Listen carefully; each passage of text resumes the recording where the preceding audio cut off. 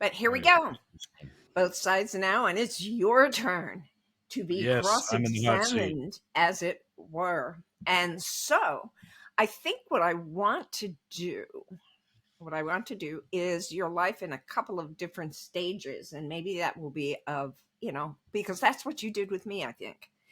You Yeah. talked about early life, and you talked about my teaching, and then you talked about post-teaching, and, all those kinds of things. So I think that's what we're going to do with you. And I'll go ahead and warn you that while I was listening to TV this morning, and there was a young actor on there and I went back and tried to get his name. I mean, I've seen him a lot of different times, but he was on MSNBC this morning, and he was talking about how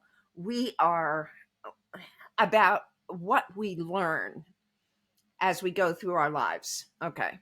Like what lessons there are. And he was talking about there aren't a whole lot of lessons that we learn from our successes. We learn a whole lot more about life from our failures. And we're not eager to talk about that, but not that you have failed in anything in any kind of way. Oh, yeah. But I want to focus on what you've learned in a variety of situations about yourself, about other people, about life in general.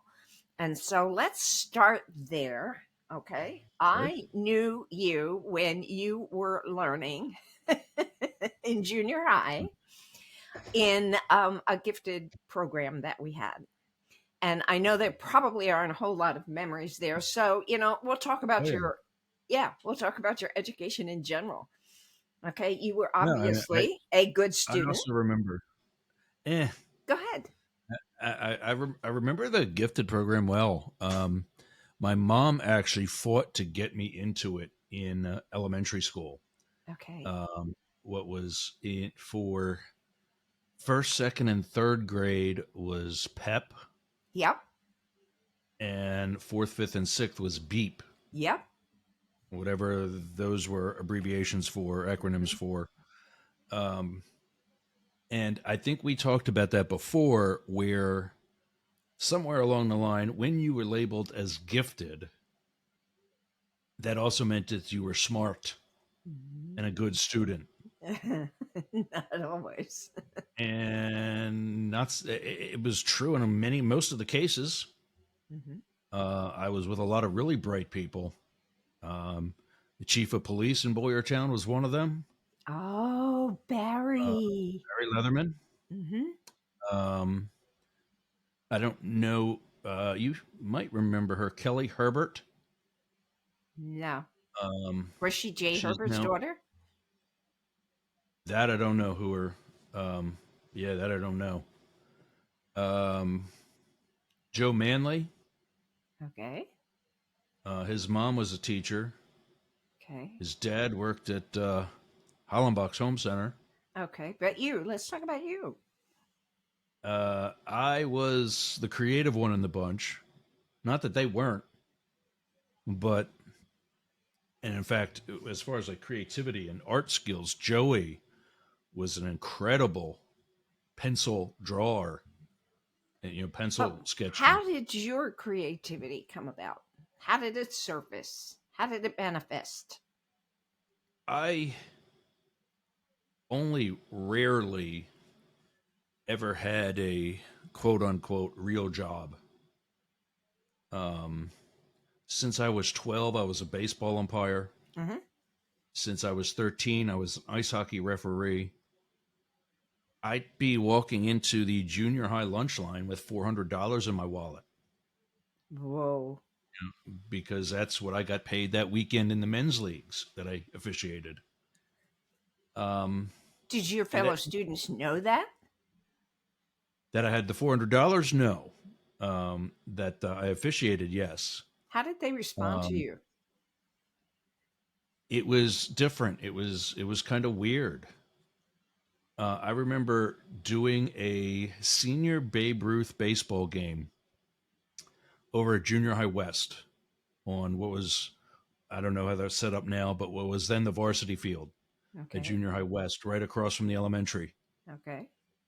and I'm on first base. I was the umpire on the bases, and a bunch of kids come over. I remember Doug Riegner was one of them. They come over to watch, whoever was on the team. Scott Moyer, Porky Moyer was another, and they just look, and all of a sudden they recognize me Mm-hmm. doing a job that the adults usually do. Mm-hmm. And we were all in high school at that point. Oh, okay. Um, but because I was the same age as many of the players, and they didn't know what to do. They're like, "That's Rusty. Mm-hmm. What the hell is he doing out there?" Mm-hmm. They didn't get that. That's what I did. I was an umpire, Mm-hmm. and so I think that's a lot of the creativity was that I, whether it was a calling or I found ways to stay involved in two sports that I loved. I think it was a little of both. Mm-hmm. Um, I was an okay player in both, but I wasn't like my brother Randy, Mm-hmm. who excelled in both baseball and hockey. Um, Ryan baseball for a little bit, but it was, yeah, and I'm still creative today. I mean, we were talking before we started recording about Yergz Radio, and Rainbow Radio is now coming to fruition. And who does that? Mm-hmm. I'm in a house here on the water on Tampa Bay, or on the Gulf of Mexico, and I got two jet skis out back, Mm-hmm. and I'm sitting in here most of the day, editing video footage and developing websites, and now developing an app. Whoa. Get out. So, yeah, yeah. And in order to do all those things, you must be on YouTube learning all kinds Oh, of, yeah. ah, The wow. app is actually through a company called, I don't have it handy, but it's an online platform where you can, it basically interviews you with some artificial intelligence, Mm-hmm. and you give various options, just plain English. You tell it what you want it to do, and it puts together a bunch of different mock ups for you. And then you get contacted by an actual developer Okay, who's there going you to do go. I was more. wondering if you were the actual developer because that would blow me away. Um, Project manager, Okay. Yeah, I get it. Yep. the client. Got it. Uh, Got it. um, but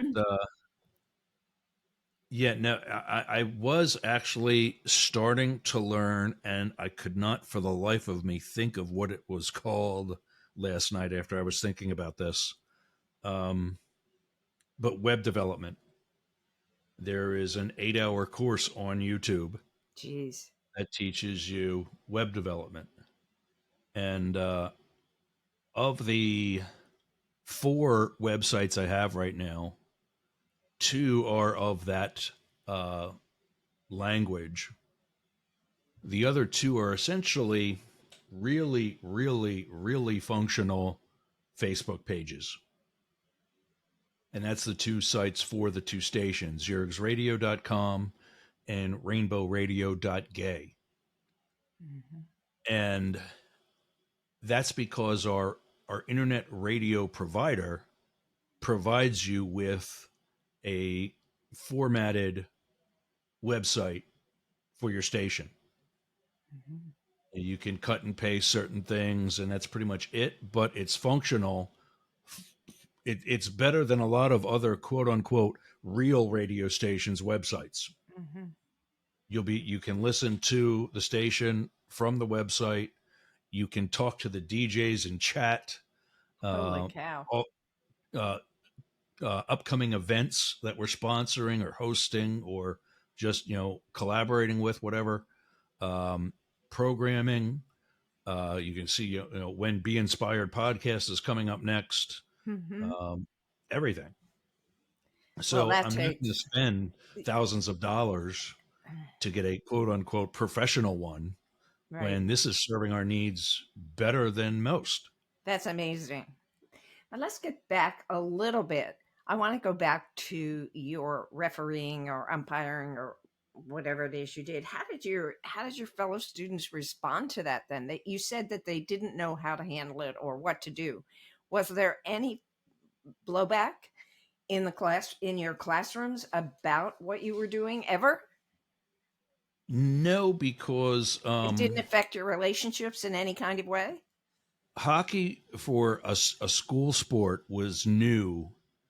It wasn't, I think, until I got maybe a little bit out of high school that a guy named Ed Herneisen started the Boyertown High School hockey team. Mm-hmm. Ed Herneisen, I think Bobby Houck was a part of it. Gotcha. Um, Okay. uh, and I was out of high school then, I know that. But also, as a result, school hockey and club hockey, which is all the high school team was, it wasn't run by the PIAA, was what's called a club sport, Okay. which means it wasn't in Boyertown because there wasn't a Okay. rink in Boyertown. Okay.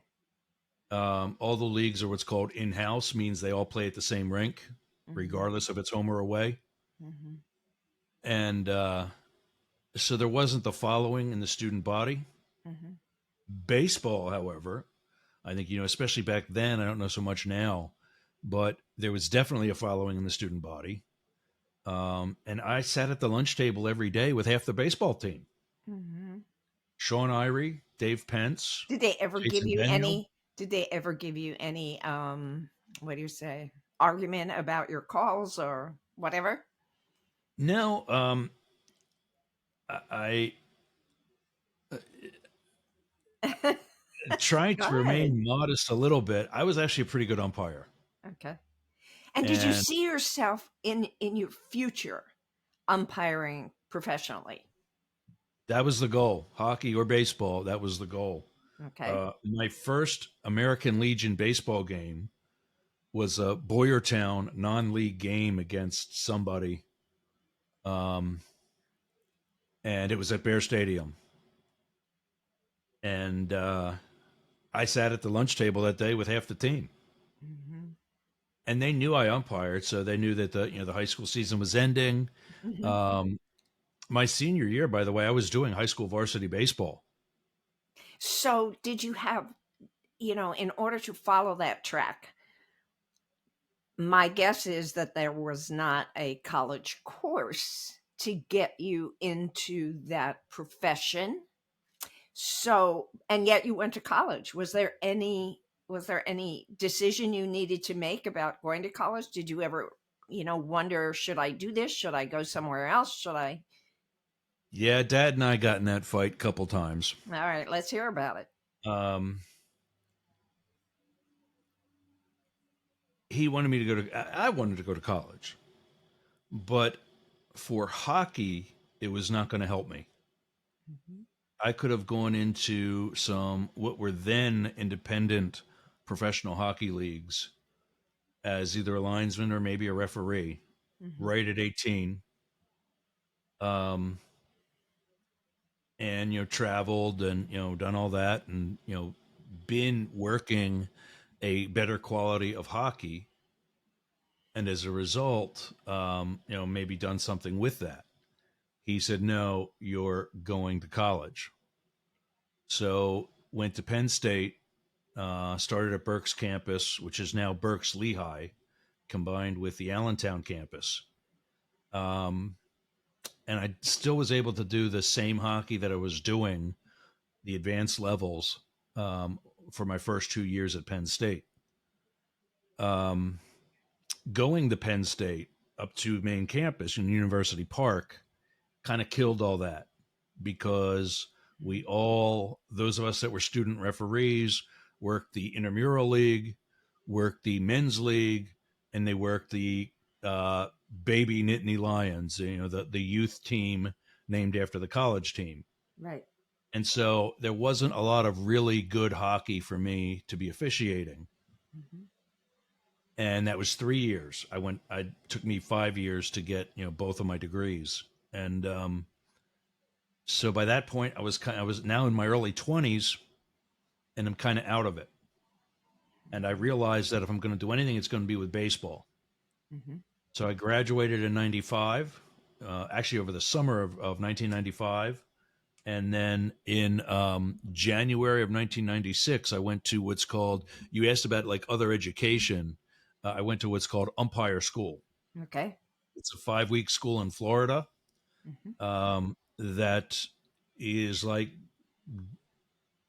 a police academy, Mm-hmm. or, an athletic, summer course. Mm-hmm. It's classroom, it's on the field.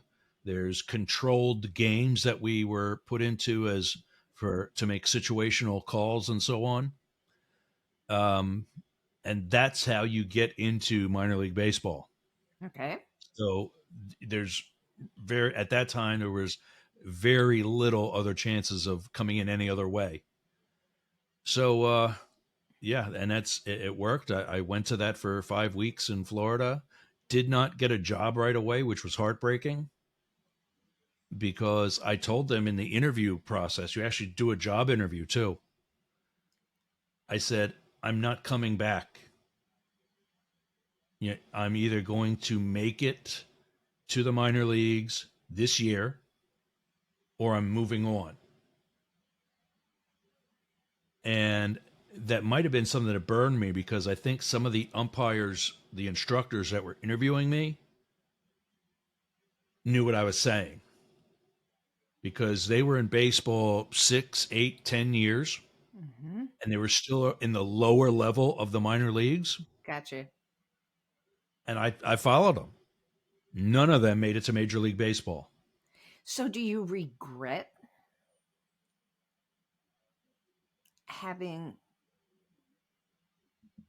presented yourself in that way? Hey, gang, if you haven't figured out by now, we're doing a series.